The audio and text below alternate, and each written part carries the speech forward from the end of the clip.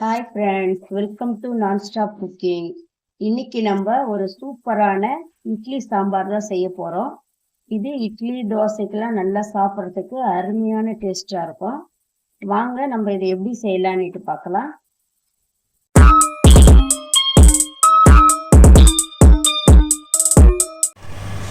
இப்போ நம்ம இந்த இட்லி சாம்பாருக்கு ஒரு குக்கர் ஒன்று எடுத்துக்கின்னு இதில் அரை கப்பு பாசிப்பருப்பு, நம்ம எதில் வேணாலும் கப்புலேயும் எடுத்துக்கலாம், டம்ளர்லேயும் எடுத்துக்கலாம். இதிலே அரை கப்பு துவரம் பருப்பு போட்டுக்கலாம் சரிசமமாக.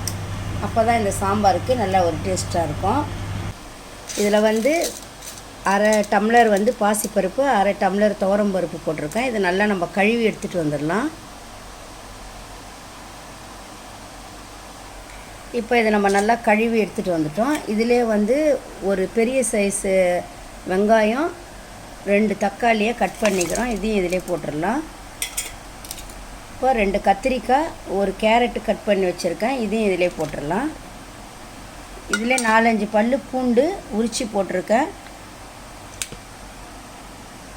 இதிலே கொஞ்சம் கருவேப்பிலை, கொத்தமல்லியும் போட்டுக்கலாம். இப்போ நம்ம இதுக்கு தேவையான அளவு நம்ம தண்ணி விட்டுக்கலாம். நல்லா இது மூழ்கிற அளவு நம்ம தண்ணி விட்டுக்கணும் இதில். இப்போ நம்ம இதை மூடி போட்டு குக்கரில் ஒரு 2 விசில் விட்டு எடுத்துடலாம். இப்போ இது நம்ம 3 விசில் விட்டு ஆஃப் பண்ணிட்டோம். இதை மத்தில் நல்லா மசிச்சு எடுத்துக்கிட்டு நம்ம இதுக்கு ஒரு தாளிப்பு கொடுத்து கொதிக்க வச்சிடலாம்.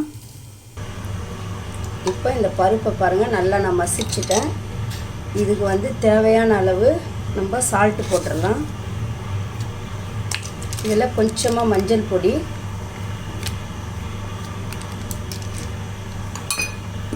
சாம்பார் பொடி 2 டீஸ்பூன் போட்டிருக்கேன். இது நான் வீட்டிலே அரைச்ச சாம்பார் பொடி. நீங்கள் கடையில் விற்கிற சாம்பார் பொடியை கூட வாங்கி போட்டுக்கலாம்.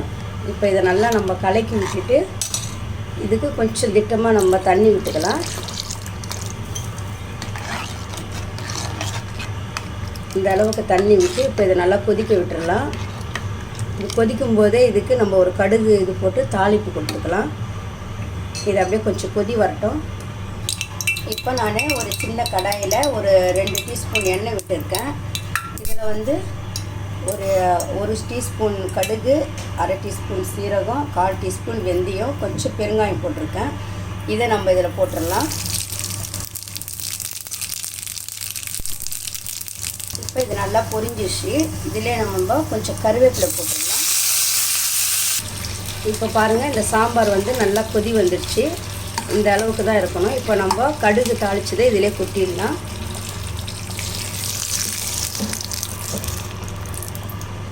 அவ்வளோதான். இது கொஞ்சம் ஒரு 2 கொதி வந்தவுடனே நம்ம இதை ஆஃப் பண்ணிக்கலாம். இதுக்கு புளியெல்லாம் எதுவுமே ஊற்ற வேண்டியதில்லை. கொஞ்சமாக கொத்தமல்லி போட்டு இறக்கிட வேண்டியது தான் இது. இப்போ இதில் கொஞ்சமாக நம்ம கொத்தமல்லி போட்டுடலாம். அவ்வளோதான். இப்போ இந்த இட்லி சாம்பார் ரெடி ஆகிடுச்சு. இது நல்லா இட்லி தோசைக்கெல்லாம் தொட்டு சாப்பிட்றதுக்கு நல்ல ஒரு அருமையான டேஸ்ட்டில் இருக்கும். இதே போல் நீங்களும் செஞ்சு பாருங்கள். செஞ்சு பார்த்துட்டு எப்படி இருக்குன்ட்டு கமெண்ட்ஸில் சொல்லுங்கள். இந்த வீடியோ உங்களுக்கு பிடிச்சிருந்தா லைக் பண்ணுங்கள், ஷேர் பண்ணுங்கள், கமெண்ட் பண்ணுங்கள், சப்ஸ்கிரைப் பண்ணுங்கள்.